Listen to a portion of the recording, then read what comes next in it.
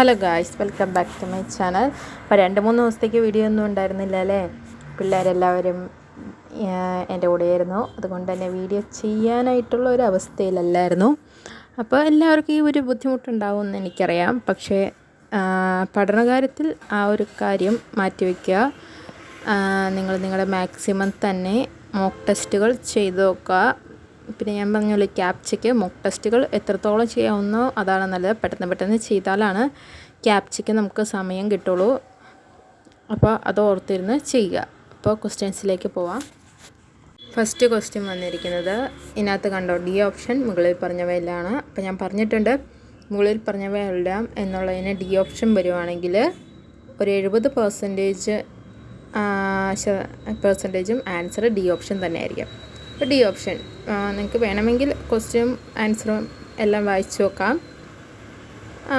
അല്ലെങ്കിൽ നിങ്ങൾക്ക് D option അല്ലാത്ത ക്വസ്റ്റ്യൻസ് എല്ലാം പഠിച്ചു വയ്ക്കാം.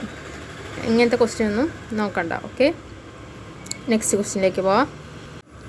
നഗര റോഡുകളിൽ ഇരുചക്ര വാഹനങ്ങൾക്ക് അനുവദനീയമായ പരമാവധി വേഗത എത്രയാണ്? നഗര റോഡുകളിൽ എത്രയാണ്? 50 കിലോമീറ്റർ. മണിക്കൂറിൽ 50 കിലോമീറ്ററാണ് അതിൻ്റെ ആൻസർ. ഓക്കെ, ഇരുചക്ര വാഹനങ്ങൾക്ക് നഗര റോഡുകളിൽ 50 കിലോമീറ്റർ. ഇത് നമ്മൾ അറിഞ്ഞിരിക്കേണ്ട കാര്യങ്ങളാണ്. അപ്പോൾ അത് ജസ്റ്റ് ഒന്ന് നോട്ട് ചെയ്ത് വയ്ക്കുക.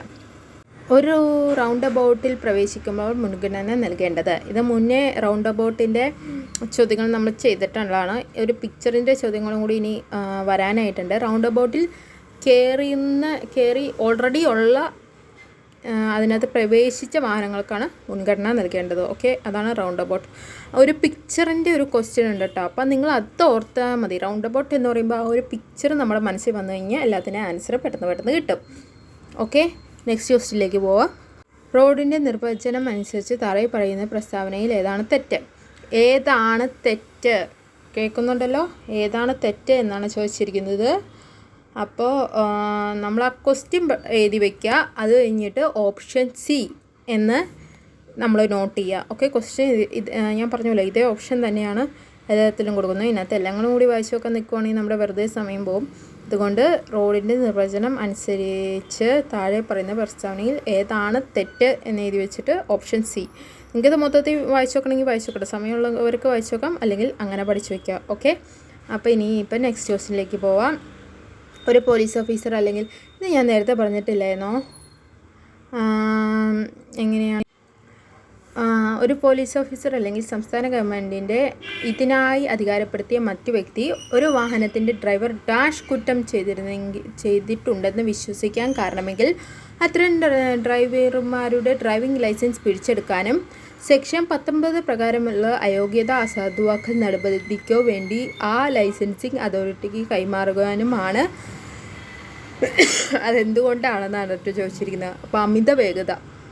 ഇതിന് മുന്നേ ചോദിച്ചിരിക്കുന്ന എൻ്റെ ഓർമ്മയിലുള്ള ഒരു ക്വസ്റ്റ്യൻ എന്ന് വെച്ച് കഴിഞ്ഞാൽ ഇതുമായിട്ട് ബന്ധപ്പെട്ടിട്ട് നമ്മൾ എപ്പോഴാണ് അറസ്റ്റ് ചെയ്യാൻ പറ്റുക ഒരു ഡ്രൈവറെ, ഒരു പോലീസ് ഓഫീസർക്ക് ഒരു മുന്നറിയിപ്പും കൂടാതെ അറസ്റ്റ് ചെയ്യാൻ പറ്റുക എന്നുള്ള അങ്ങനെ അതുമായിട്ട് ബന്ധപ്പെട്ട ഒരു ക്വസ്റ്റ്യൻസിലാണ് അപകടകരമായി വണ്ടി ഓടിച്ച് പോവുകയാണെങ്കിൽ ഒരു മുന്നറിയിപ്പും ഇല്ലാതെ അറസ്റ്റ് ചെയ്യാമെന്ന് പറഞ്ഞിട്ടുള്ള ആൻസറുള്ള ഒരു ക്വസ്റ്റ്യൻ ഇതിന് മുന്നേ നമ്മൾ ചെയ്തിട്ടുണ്ട്. അപ്പോൾ അത് പഠിച്ചു വയ്ക്കുക. ഓക്കെ, നെക്സ്റ്റ് ക്വസ്റ്റ്യനിലേക്ക് പോവാം.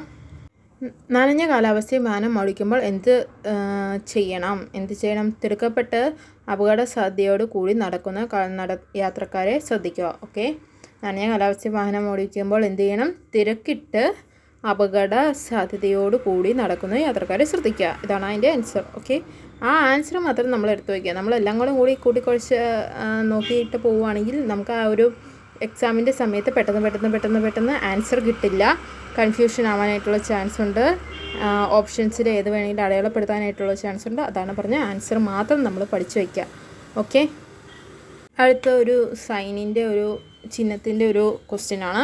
ഇതെപ്പോഴും പഠിച്ചു വെക്കണം കേട്ടോ. ഞാൻ എപ്പോഴും ഈ ഒരു സൈൻ കാണുമ്പോൾ റോഡ് അവസാനിക്കുന്നു എന്നുള്ള ഒരു ഇതിനകത്താണ് കൊടുക്കാനായിട്ട് എനിക്ക് ടെൻഡൻസി വരുന്നത്. പക്ഷേ റോഡ് അവസാനിക്കുന്നു അല്ല, അത് ക്രോസ് റോഡ് എന്നുള്ളതാണ് ആ ഒരു ചിഹ്നം കൊണ്ട് ഉദ്ദേശിക്കുന്നത്. ഓക്കെ, ക്രോസ് റോഡ് അവസാനിക്കുന്നു എന്നല്ല, ക്രോസ് റോഡ്. എനിക്ക് എപ്പോഴും അതിനകത്ത് എന്താ പറയുക, റോഡ് അവസാനിക്കുന്നു എന്നാണ് കൊടുക്കുന്നത്. ഓക്കെ, നെക്സ്റ്റ് ക്വസ്റ്റ്യനിലേക്ക് പോവാം. ഇവിടെ എന്താ ചോദിച്ചിരിക്കുന്നത്, 200 മീറ്റർ അകലെ കാവൽക്കാരനുള്ള ലെവൽ ക്രോസ് ഉണ്ട്. കാവൽക്കാരനുള്ളതെന്ന് പറയുമ്പോൾ നമ്മളുടെ ആ ഒരു എന്താ പറയുക, ഈ മതിൽ ഇങ്ങനെ അതുപോലത്തെ ഒരു സൈനാണ് കൊടുത്തിരിക്കുന്നത്. 200 മീറ്റർ എന്ന് പറയുന്നത് ആ ഒരു കുറ്റിയിൽ 2 വര ഉണ്ടാവും. ഒരു വരയാണെങ്കിൽ 50 to 100 മീറ്ററാണ്. 2 വരയുള്ളപ്പോൾ 200 മീറ്റർ. പിന്നെ കാവൽക്കാരനില്ലാത്തതാണെങ്കിൽ ട്രെയിനിൻ്റെ ആ ഒരു സൈനായിരിക്കും കൊടുത്തിരിക്കുന്നത് സൈൻ ബോർഡിൽ. ഓക്കെ, നെക്സ്റ്റ് ക്വസ്റ്റ്യൻ നോക്കാം. നെക്സ്റ്റ് ക്വസ്റ്റ്യൻ, റോഡിൻ്റെ മധ്യഭാഗത്ത് ലാൻഡർ ഹാച്ചിങ് അടയാളങ്ങൾ സൂചിപ്പിക്കുന്നത് എന്താണ്? ഒരു മീഡിയന് തുല്യവും ഓവർടേക്കിങ്ങും നിരോധിച്ചിരിക്കുന്നു. ഓക്കെ, മധ്യഭാഗത്തിൻ്റെ ലാൻഡർ ഹാച്ചിങ് അടയാളങ്ങൾ ഉദ്ദേശിക്കുന്നതിന് ഒരു മീഡിയന് തുല്യവും ഓവർടേക്കിങ്ങും നിരോധിച്ചിരിക്കുന്നു എന്നാണ്. ഇനി നെക്സ്റ്റ് ക്വസ്റ്റ്യൻ നമുക്ക് നോക്കാം. നെക്സ്റ്റ് ക്വസ്റ്റ്യൻ എന്താണ്? ഹെൽമെറ്റ് ധരിച്ച് മോട്ടോർ സൈക്കിൾ റൈഡർക്കും യാത്രക്കാർക്കും എന്താണ് ചെയ്യേണ്ടത്? ഇത് നേരത്തെ പഠിച്ചിരുന്ന ഒരു ക്വസ്റ്റ്യൻ ആണ്. അപ്പോൾ ആൻസർ എന്താണ്? എ. ഓക്കെ.